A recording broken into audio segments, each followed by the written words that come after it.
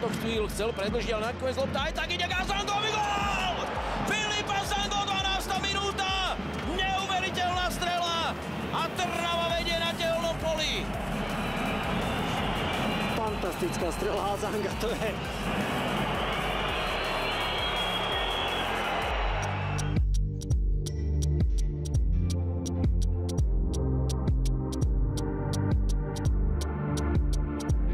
Nám ju dnes neraz ukázal. Odchovanec Arsenalu si to pripravil na strelu. Tak to trafil. Špicákom najlepšie ako mohol. Od ľavej žrde priamo do siete. Tak. Mal som dobré oko, čo prvý počas, keď som ti povedal, že ten chlapec sa mi páči. Ale skvelé, zozadu si nabehol, počkal si na to, naviedol si.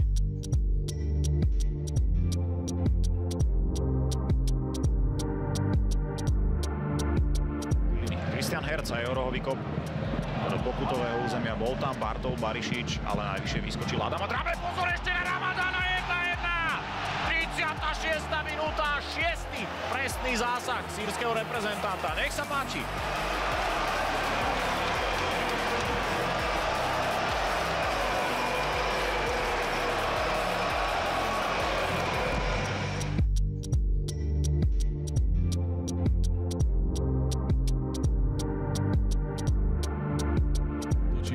Smejkal sa stále drží na lopte.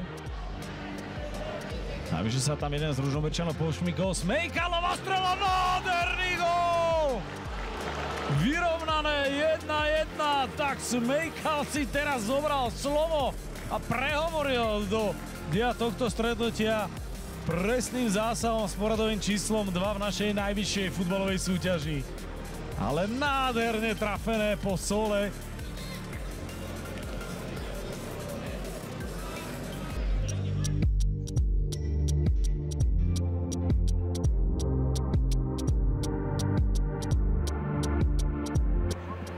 Alebo Artur Gajduš. Napokon teda Artur Gajduš, ktorý dáva gól! Neuveriteľný obrat Trenčína pod Urpínom.